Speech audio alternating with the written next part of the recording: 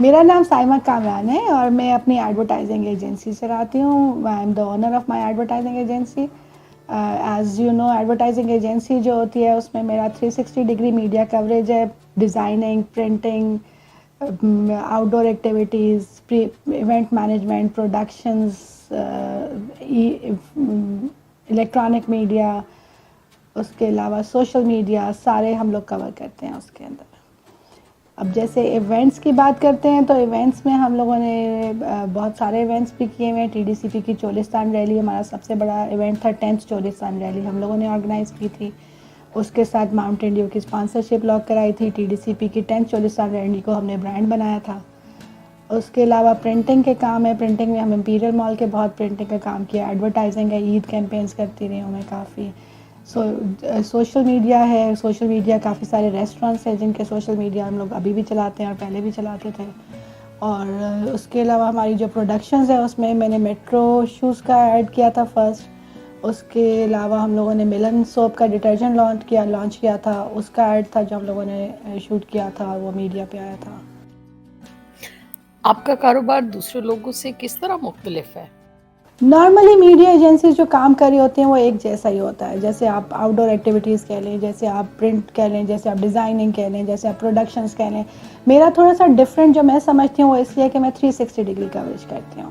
میں media releases بھی کرتی ہوں، میں سوشل میڈیا بھی چلاتی ہوں. ویب سائٹس ڈیزائن ہوتی ہیں، امریکہ تک ڈیزائن ہوئی ہیں ہماری ویب سائٹ، ہم لوگوں نے بھیجی ہیں. تو اس میں یہ ہے کہ تھوڑا سا میرا ڈفرینٹ اس لیے کہ میں اوور آل 360 ڈگری کوریج پہ کام کرتی ہوں. کوئی بھی سولوشن ہو میڈیا سے، ایڈورٹائزنگ سے ریلیٹڈ، تو ہم دیتے ہیں. باقی کمپنیز کا یہ ہوتا ہے کچھ میڈیا بائنگ کرتے ہیں، کچھ ان کے کلائنٹس ہوتے ہیں جن کے لیے صرف پرنٹنگ کا کام کرتے ہیں، جس کے لیے صرف ڈیزائننگ کا کام کرتے ہیں. ریٹینرشپ کے اوپر بھی ہوتے ہیں. ہم لوگوں کی ریٹینرشپ ایز سچ نہیں ہے، ہم لوگ فری لانس کام کرتے ہیں. جس نے کلائنٹ نے جس کی کوئی کوئری آئی اس کو ہم کمپلیٹ کرتے ہیں. آپ نے کاروبار شروع کس طرح کیا؟ بزنس کا سٹارٹ جو ایکچولی میں نے لیا وہ میں ایک جاب کرتی تھی، وہ بھی میڈیا ایجنسی سے، جس سے میں نے جب ریزائن کیا تو بس پھر ایک دم ایسے ہی جو اوور نائٹ ایک آپ کا چینج آتا ہے کہ جی کوئی چیز اپنا وینچر شروع کرنا چاہیے. پلس میرے ایک مینٹور ہیں، انہوں نے مجھے کال کی کہ جی آپ میرے سے ملیں آ کے. دین ہی گیو می دا آئیڈیا کہ آپ why not you start your own business. تو پھر میں نے اس کو سوچا، ان کے ساتھ ڈسکس کیا. تو انہوں نے کہا کہ جی آپ بزنس کریں، میرے ساتھ کریں، آپ اپنی کمپنی بنائیں، میں اپنی چلاؤں گا، آپ اپنی چلائیں، میں آپ کی ہیلپ کروں گا جہاں پہ بھی آپ کو مشکل آئے گی. تو بس وہاں سے پھر ایک آئیڈیا ملا تھا کہ بزنس بہتر ہے اگر میں کسی اور کو سرو کر رہی ہوں ڈوئنگ اے جاب، تو بہتر ہے کہ I should do my own business. تو پھر میں نے وہ شروع کر دیا. ابتدائی سرمایہ کاری کتنی تھی؟ انویسٹمنٹ کی اگر آپ بات کرتے ہیں نا، تو انویسٹمنٹ تو میں نے جیسے اگر آپ میں تو یہی سمجھتی ہوں کہ میں نے بالکل 0% انویسٹمنٹ سے اسٹارٹ کیا. جیسے میں نے اپنے مینٹور کا ذکر کیا، انہوں نے مجھے بلایا، he had his own set up. انہوں نے کہا جی آپ آ جائیں، میرا سیٹ اپ ہے، I am already running my own advertising agency. Even though he was the competitor, اگر سوچا جائے تو ہم کمپیٹیٹرس تھے آپس میں، but he wanted me to do something, he wanted me to become something. تو انہوں نے کہا جی میرا اپنا سیٹ اپ لگا ہوا ہے، ڈیزائنرز بھی ہیں، ہمارا سارا سیٹ اپ ہے، تو you use your set up اور you start your own business. تو وہ مجھے ایک ایج مل گیا جس پہ مجھے کوئی انویسٹمنٹ نہیں کرنی پڑی. میرے پاس ٹیم تھی، ان کی ٹیم تھی، میں ان سے اپنا کام، میں اپنا پی آر ڈیولپمنٹ سے اپنا کام لے کے آتی تھی، کلائنٹ سے لاتی تھی، کلائنٹس کا کام ادھر سے ہی ڈلیور کرتی تھی. اور ہمارا جو پروفٹ ہوتا تھا نیچرلی ہم پروفٹ شیئر کر لیتے تھے کہ جو بھی پروفٹ آئے گا اس کو ہم شیئر کر لیں گے. جو ایکسپینس ہوتا تھا وہ تو نیچرلی ہم لوگوں کو خود کرنا ہوتا تھا، بٹ پروفٹ شیئرنگ ہماری ہو جاتی تھی. تو اس پہ مجھے ایک ایج یہی ملا کہ مجھے انویسٹمنٹ کوئی خود سے نہیں کرنی پڑی اسٹارٹنگ میں. اور پھر جو آگے چلتا گیا وہ ایسے ہی تھا، جو میری سیونگز ہوتی تھی میں اس کو ری انویسٹ کرتی تھی، اور ابھی تک میں اپنی سیونگز کو ری انویسٹ کر کے اپنا کام چلا رہی ہوں. 4 سال ہو گئے ہیں. وہ کون سے مسائل ہیں جن کا سامنا صرف خواتین کو کرنا پڑتا ہے؟ اب اگر آپ آج کل کی بات کریں گے تو میرا نہیں خیال ہے ہمارے کوئی جینڈر ڈفرینسز رہ گئے ہیں. ہاں ابھی بھی پاکستان سے اگر آپ بات کرتے ہیں تو نیچرلی ہوتے ہیں. ہمارے جینڈر ڈفرینس ایسے ہوتے ہیں کہ بینگ اے ویمن ہم لوگوں کو سب سے پہلے تو گھر سے نکلنے کے مسئلے ہوتے ہیں. ہماری بہت ساری ریکوائرمنٹس ہوتی ہیں. ہماری جو کور جاب ہے کہ ہمیں ایز اے ہاؤس وائف ہم لوگوں کو اپنے بچوں کو، اپنے گھر کو، اپنی فیملی کو ڈسٹرب نہیں کرنا ہوتا، اور پھر ہم لوگوں کو اپنے پیشنس کو کمپلیٹ کرنا ہوتا ہے. ہمیں اپنے اپنی جو جو کوئی ہماری وشز ہوتی ہیں اس کو کیسے ہم نے پورا کرنا ہے. تو اس کے لیے نیچرلی ہر خاتون کو, میں یہ نہیں سوچتی کہ شاید کسی کو مسئلہ آتا ہوگا, بینگ اے ویمن ہمیں وہ مسئلہ تو ضرور آتا ہے. ہمارا جو کور پرابلم یہ ہے کہ ہمیں ہماری فیملی کی سپورٹ مل جائے تو بہت اچھا ہے. ہماری فیملی کی سپورٹ نہیں ملتی ہے تو ہمیں بہت زیادہ مشکلیں ہوتی ہیں. گھر سے نکلنا ہے, ٹائم مینیج کرنا ہے, بچوں کو مینیج کرنا ہے, کسی کو ڈسٹرب نہیں کرنا ہے. اس لیے کہ ابھی تک ہم لوگ اس سینچری میں ہیں کہ ابھی تک ہمیں یہ ایکسیپٹ نہیں کیا جاتا کہ ہم پڑھے لکھے لوگ ہیں اور ہمارے بھی کوئی پیشن ہے اور ہماری بھی کوئی زندگی ہے. ہم ابھی تک اپنی ایک فیملی لائف میں گھوم رہے ہوتے ہیں. تو اس میں نیچرلی مسئلے آتے ہیں. جینڈر ڈفرینس اگر ہم ختم کر دیں گے, میری پہلے بھی ایک ڈسکشن ہوئی ہے لوگوں کے ساتھ کہ جی جینڈر ڈفرینس کو ختم صرف ویمن نہیں کر سکتی, ہمیں ایجوکیٹ کرنا ہے مین کو. اگر ہم آدمی کو ایجوکیٹ نہیں کر پا رہے ہیں کہ بھئی یہ اب جس کو, جیسے ایک پنجاب کے گورنر آئے تھے, انہوں نے کہا جی پڑھا لکھا پنجاب بنانا ہے. تو پڑھا لکھا پنجاب, میرا نہیں خیال کہ 60% آف کی آبادی پاپولیشن کو آپ چھوڑ دیں اور آپ کہیں جی ہم پڑھا لکھا پنجاب بنا لیں گے, ہم نہیں بنا سکتے. اب وہ زمانہ بھی نہیں رہ گیا. پہلے جو ہوتا تھا کہ جی بیٹھے ہیں جی خواتین گھر میں بیٹھی ہیں, کھانے پک رہے ہیں. اب تھوڑی سی لائف ڈفرینٹ ہو گئی ہے. ڈفرینٹ ان دا سینس کہ ہر کسی کو اویئرنیس آ گئی ہے, ہر کسی کا اپنی وش ہے جس کو کمپلیٹ کرنا ہے.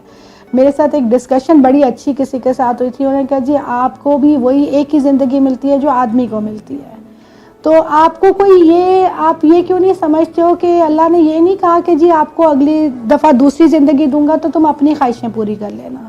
ابھی تم بچوں کو کرو, ابھی تم اس گھر کو دیکھو, پھر اگلی زندگی آپ کو ملے گی تو آپ اپنی خواہش پوری کر لیں گے. تو ایسا تو نہیں ہے, آپ کو اپنی ہر چیز کو مینیج کر کے اپنی خواہشوں کو بھی اسی زندگی میں پورا کرنا ہے. تو مجھے اس سے ایک موٹیویشن ملی کہ اور اچھی بات یہ کہ وہ آدمی تھا جو مجھے یہ بتا رہا تھا کہ بھئی آپ اپنی زندگی کو خود سوچیں کہ آپ جب اپنے بچوں کو بڑا کر کے ایک فیملی لائف سیٹ کر کے سب کی شادیاں کر کے جب آپ اکیلی ہوں گی اس وقت آپ میں اتنی انرجی نہیں ہوگی کہ آپ اپنی پیشن کو پورا کر سکیں گے. تو آج سوچنا ہے آپ نے کہ آپ نے سب چیزوں کو مینیج کیسے کرنا ہے. تو اگر آپ مینیج کر سکتے ہیں تو آپ سب کچھ کر سکتے ہیں.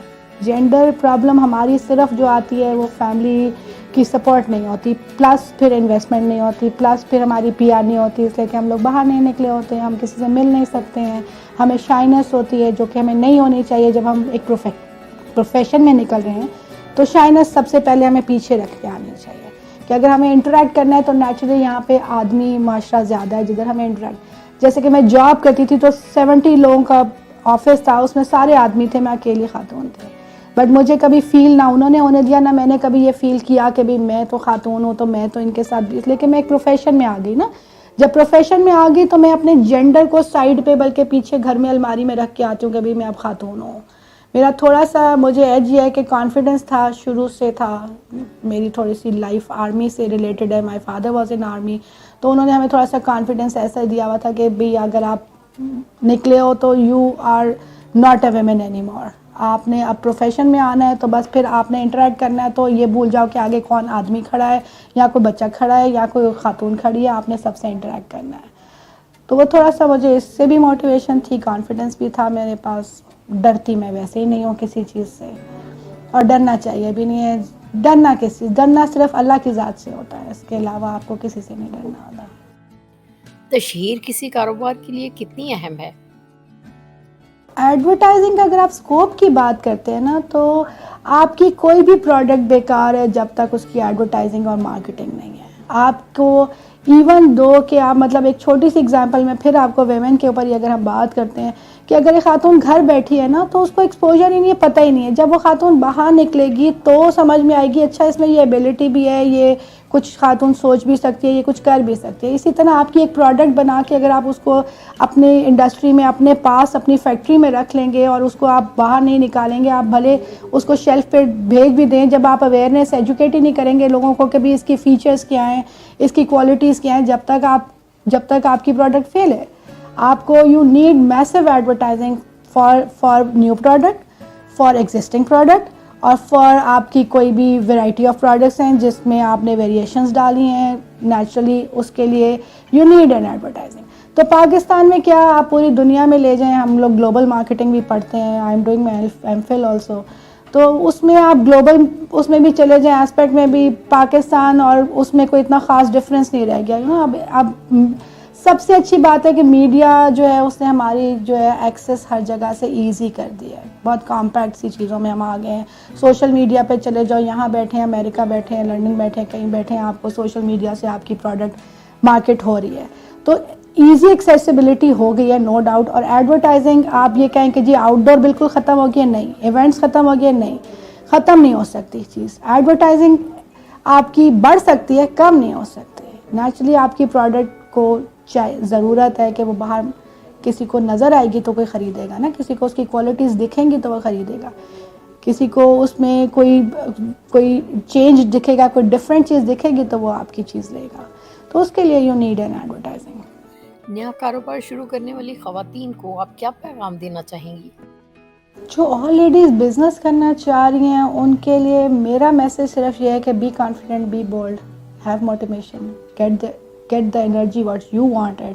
اور آپ کو لوگوں کو اگر آپ نے اپنے پیشن کو پورا کرنا ہے, اور اگر آپ کی کبھی نیڈ بھی ہو جاتی ہے, نیڈ بھی ہوتی ہے, پیشن بھی ہوتا ہے, کبھی کبھی یہ ہوتا ہے کہ آپ نہیں بھی کرنا چاہ رہے ہوتے اور آپ کو کرنا پڑ جاتا ہے, تو do it, go look around. آپ کو بہت ساری ہیلپ بھی مل جاتی ہے کوشش کرنے سے, تو سب کچھ مل جاتا ہے. مطلب آپ کوشش کریں تو بڑی اچھی ہے. کسی نے بات کی تھی کہ اللہ کو ڈھونڈو تو اللہ بھی مل جاتا ہے. تو ہم تو انسان ہیں, ہمیں کوشش کرنی ہے. کچھ بیچاریاں مجبوری سے نکلتی ہیں, کچھ بیچاریاں اپنے پیشن سے نکلتی ہیں, بٹ اگر آپ کا کوئی خواہش ہے تو اس کو پورا کرو, اور اگر آپ کی کوئی ضرورت ہے تو بالکل نکلو, بالکل کرو. آج کل وہ زمانہ نہیں رہ گیا کہ آپ گھر بیٹھ کے روتی رہیں گی. نکلیں اور کریں.